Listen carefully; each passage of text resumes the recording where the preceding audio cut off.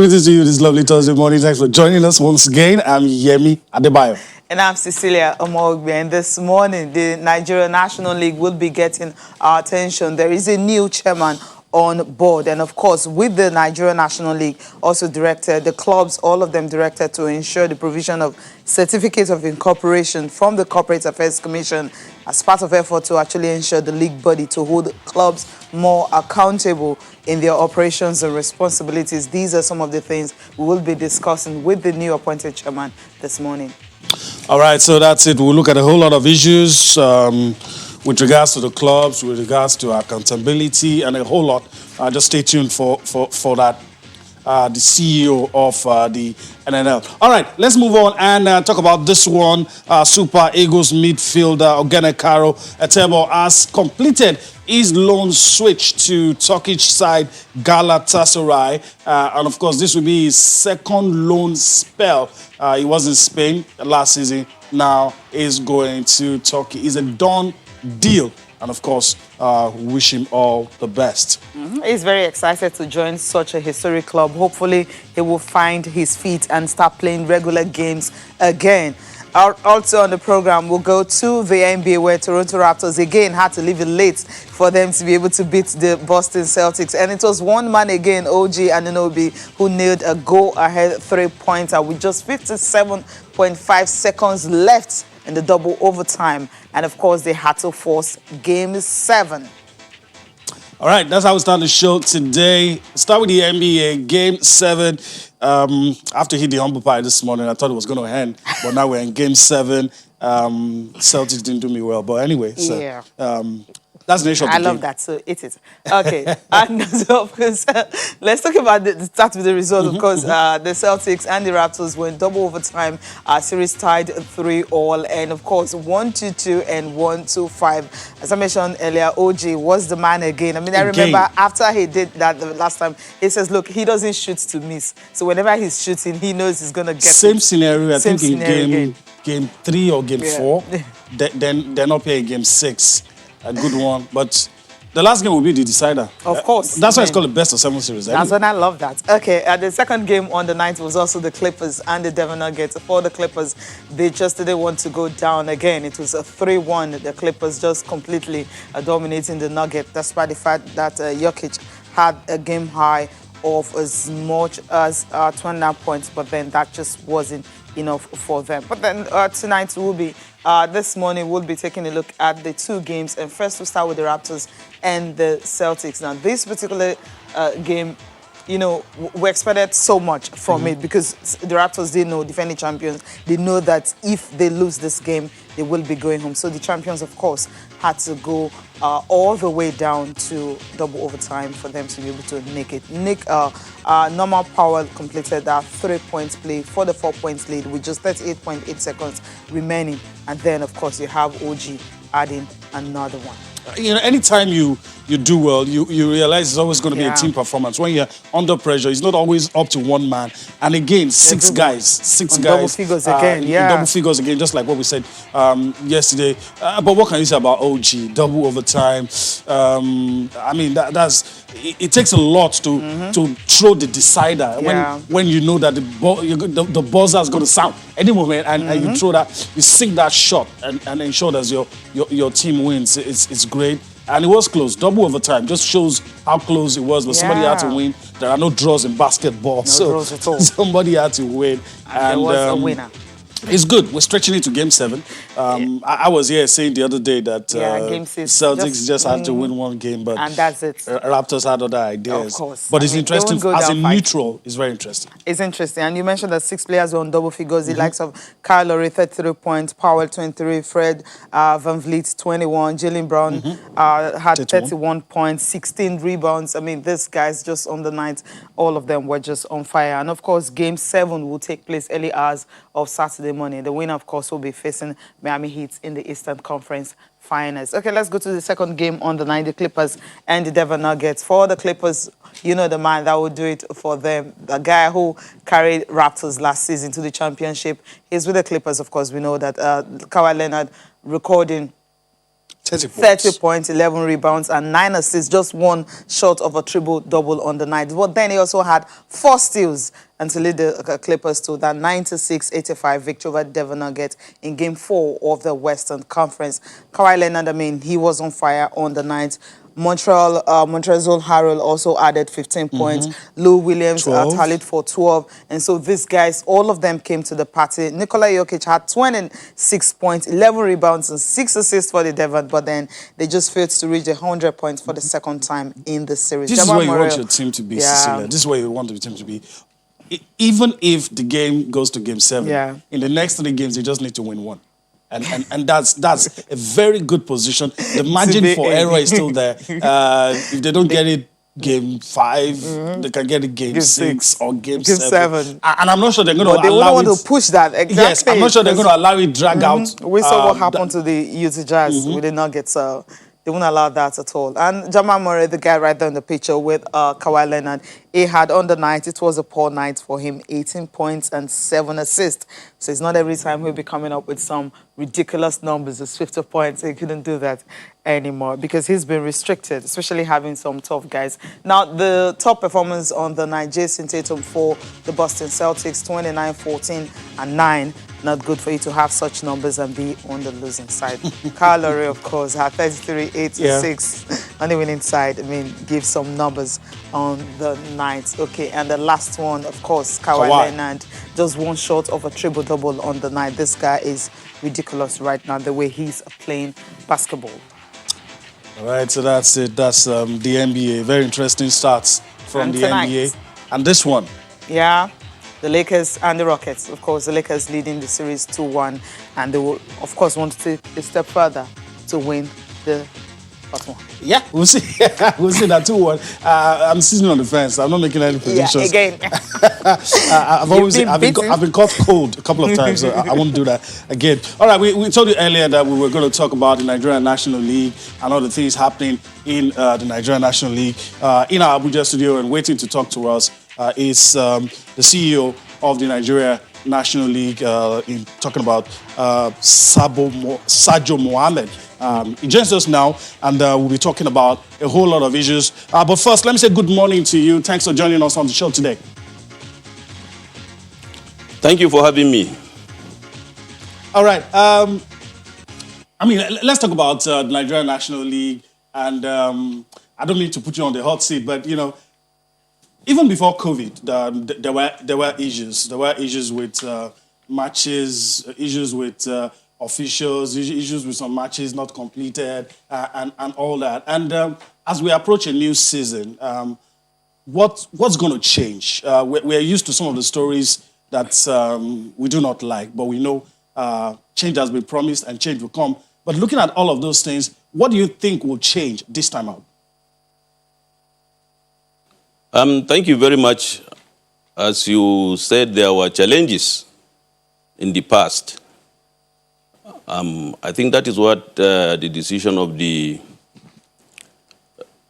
our governing body to appoint me as the CEO to make things happen. That is, to make things that will improve the National League. I'm here as the Chief Executive of the League to ensure that our National League, which is the most important league in this country and is the heart of the Nigerian football, should be run the way it should be for the improvement of football development in Nigeria. So I assure you, and I want to assure the football family, with me as the CEO and my able chairman, distinguished Senator Obinna Ogba, we are determined to bring the glory of the National League that we used to know to Nigerians and to all football-loving Nigerians and the world over. Okay, that's interesting because for the past 3 seasons, the NNL have actually operated without the chief executive officer. You coming in, what are you going to be bringing in? I understand you just said you are going to try as much as possible to make it more important because it's the most important league we have in Nigeria. But since December it stopped and nothing was going on, COVID happened, nothing has been said. And recently there was this some kind of how do I put it now, the process that clubs will have to follow before they can be registered for the new season, which is the club licensing. How is NNL going to ensure that some of these clubs meet the requirements, knowing that most of them are owned by government to be able to register for the new season? Yes, whatever we want to do it right. That is my own focus, and that's the focus of the management of NNL. So we started by asking the clubs to register with the CAC so that we will know which club that is serious and the clubs that are not serious. So we want to put the legal perspective into play so that people will take us serious that we mean business. We will not be having clubs that are not registered. We don't know their capacity. Although most of them are being run by the state governments, which we thank them for doing that. By doing so, even the state governments that run these clubs will have confidence that what they are trying to sponsor are going to sponsor it in the right way. So this is our starting point. We have a lot of things to do. For example, we want sponsorships and partnership with reputable companies and organizations. Already, as soon as I assumed office, we were in Lagos trying to get sponsors, and we got positive response. When I came back to Abuja, 2 major companies, insurance companies, came on their own requesting to partner with us. And this is a good development. There are big insurance companies. Yeah. Will ensure all the clubs are insured, that their players are insured in case of death, injury, or what have you. It has not been like that in the past. We want to now bring it on board to ensure that all our clubs are insured through the NNL. And then big organizations to sponsor or partner with us, be it food processing companies, drinks, and major industrial companies. It's going to be a win-win situation for all of us. You see, development of youths in Nigeria is also paramount to the government, if you look at it that way. The youth in Nigeria brought Nigeria into limelight. You can see what happened in Saudi in 1989. These are young, talented Nigerians that projected Nigeria to the whole world. Today, Nigeria is a force to reckon with in football. Why did it start? It started from our leagues, our national leagues. All these boys came from there. And immediately they made names. They became household names all over the world. You can see them playing in big clubs. We have the Kanus, the JJ Okochas. They all started from here. So we want this to continue. All right. As you said, in the past 3 years, there was no CEO. Yes, but that does not mean that things should not go the way we are known to be. So I want to assure the National League want to assure the Nigerian public, this is a new chapter. We want to improve on what we made on ground. And by this time around, we are going to have a lot of things that will make our National League attractive again. You remember we had clubs like stationery stores in the past, Rangers International, and a lot of them.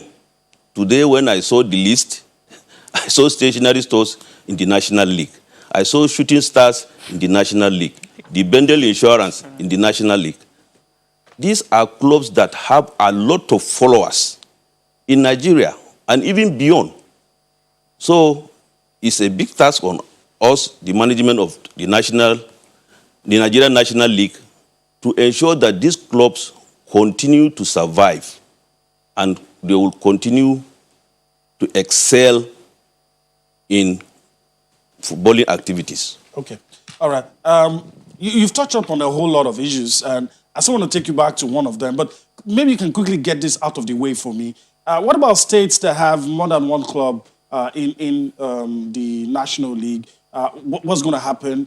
Are you going to allow them have run the two clubs, or there's something that you will do about it? I want you to quickly touch up on that. Then we go back to some of the issues that happened last season and what you want to do. But first, I want you to clear that up for me. Yes. We have about 43 clubs now. And I've been informed that there are some states that, as you said, have more than one or two clubs. We want to harmonize things.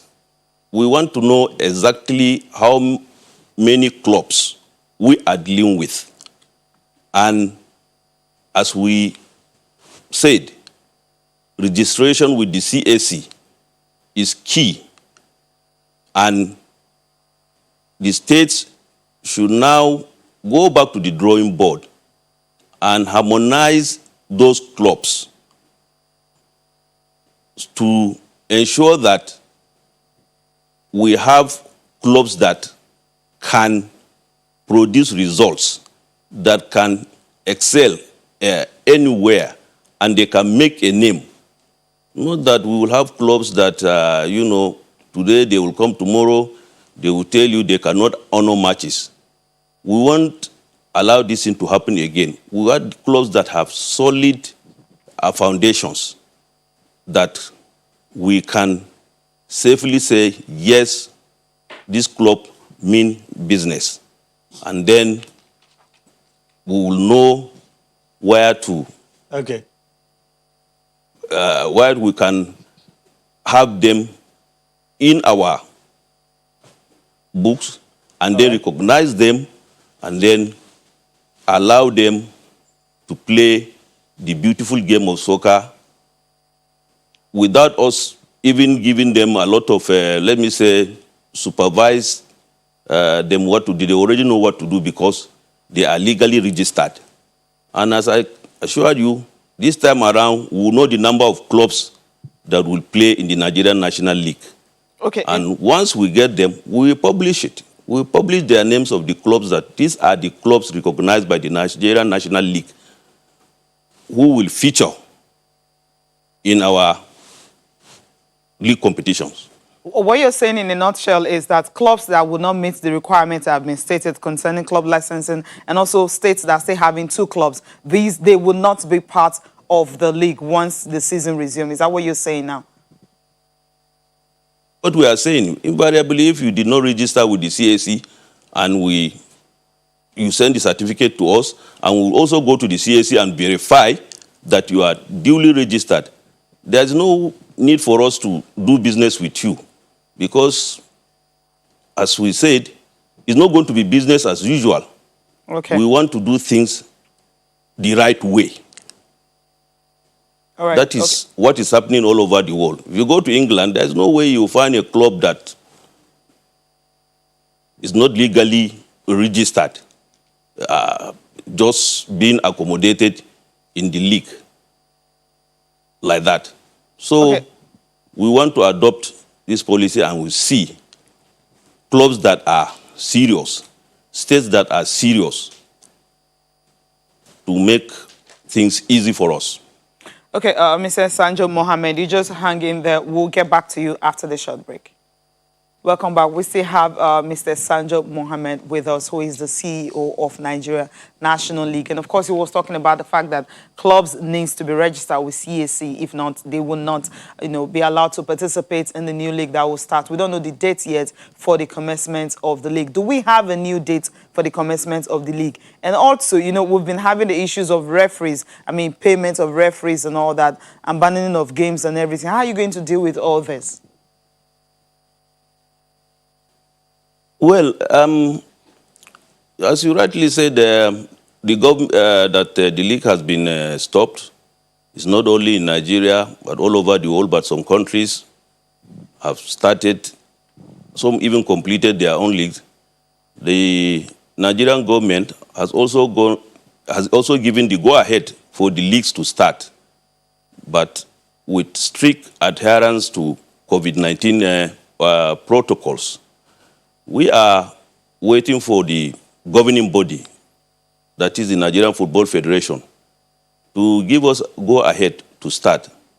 But as I said, it may be in October, and that's why we are now trying all what we can to have all these clubs registered with the CAC so that we know where we'll plant, and then we'll know where we'll go.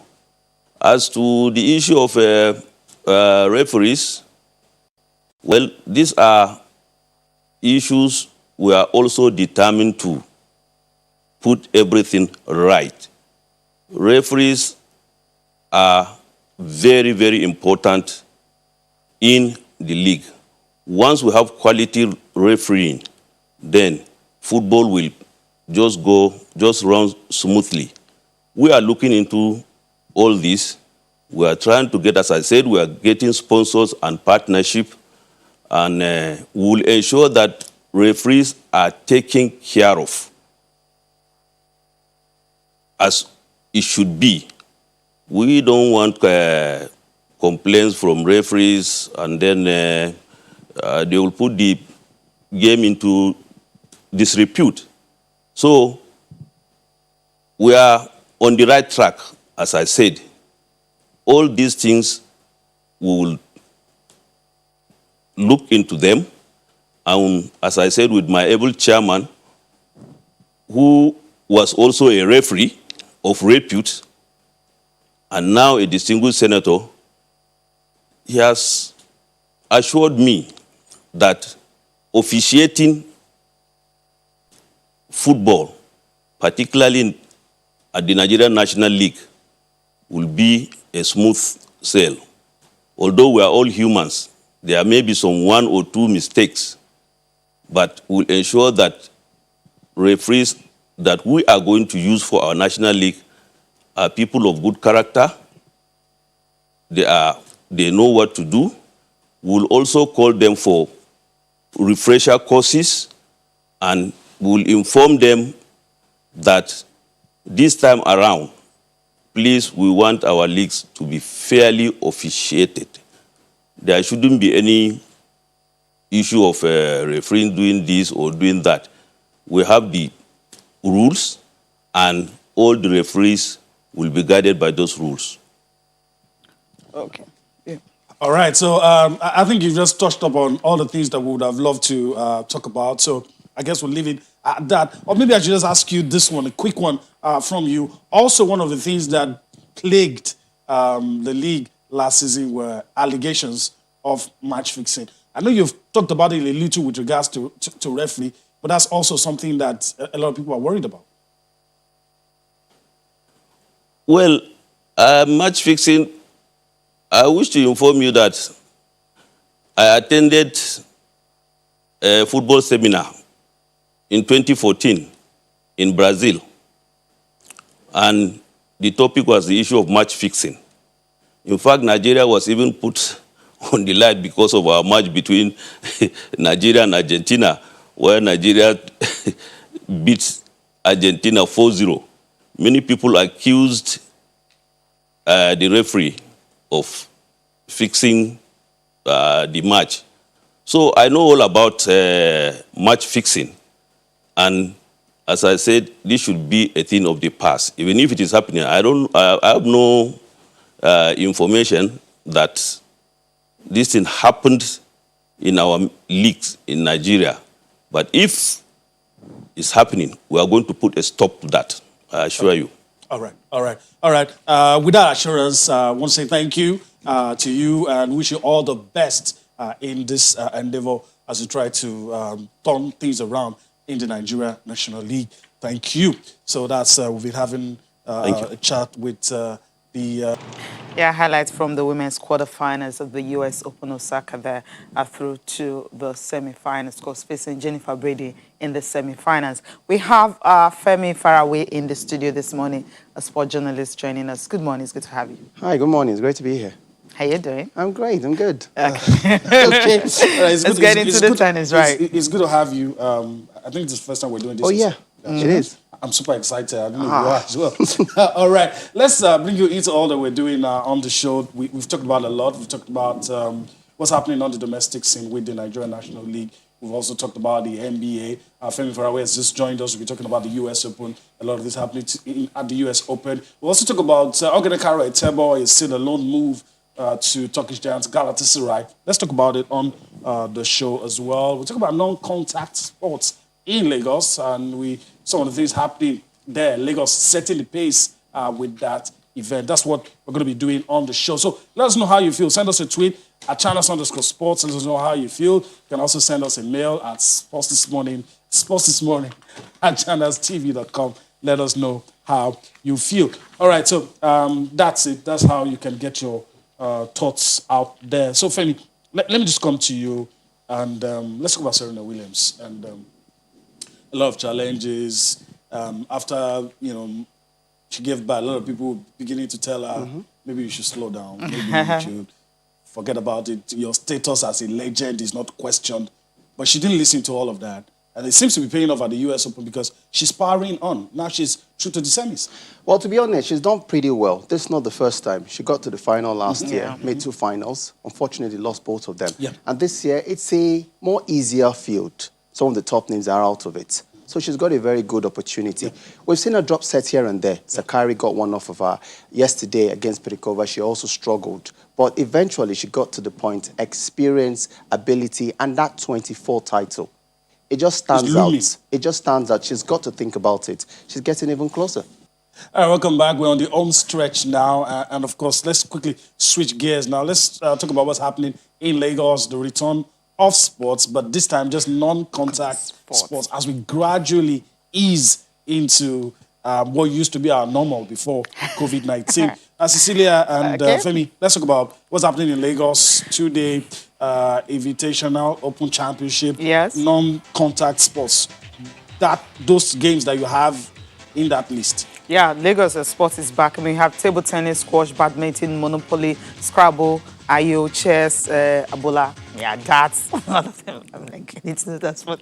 Now, this is what you have in Lagos. 2 days, it started Wednesday, and the final one will be today. But the thing is that, I mean, it wasn't open for spectators at all, so only the media and of course the organizers are the ones that participate in it. Lagos were the ones to first of all suspend sport, across the country. I mean, just saying, putting everything on hold because Lagos also, paving the way for it. I love what the chairman Lagos State Sports Commission, talking about Shola Yekbeko, has been doing because he feels that we need sport to really survive. And of course, if you start that in Lagos and every state have seen it, of course, obviously they want to follow suit and setting the pace, then they want to follow and say, okay, fine, we can now open up for sport in Nigeria. I kind of agree because it's a phase. We started off by... Instead of just rushing straight to saying, okay, everybody resume. It's gradual, non-contact sports. We've seen players practice with tennis, table tennis, badminton, squash. So this event will give them some level of competition. We cannot conclude this year without returning to competitive mode. Yeah. And that's what puts all of us back in that phase. So Monopoly, Ayo comes in as well. I listened to an interview from him this morning where he said there will be the protocols from the NCDC. Of course. Social distancing, your face mask on. If you have no business being there, be advised to just take a walk and leave, wash your hands, follow all the rules to ensure that no one gets infected. So it's lovely. And I think that it will give the athlete the sort of confidence they need because you can't stay at home for long and you're asking yourself, what's next? What would I do? So this puts you in that thought. This also understands that if you're preparing for the National Sports Festival, whenever it does return, because we don't know when the federal government will say, we're going to hold it. So you have to keep yourself in competitive mode, and that's what Lagos State is thinking about. You get this athlete playing. At least they've gotten a few months of competition under their belt before the event starts. Okay, let's listen to the chairman Lagos State Sports Commission talking about these events.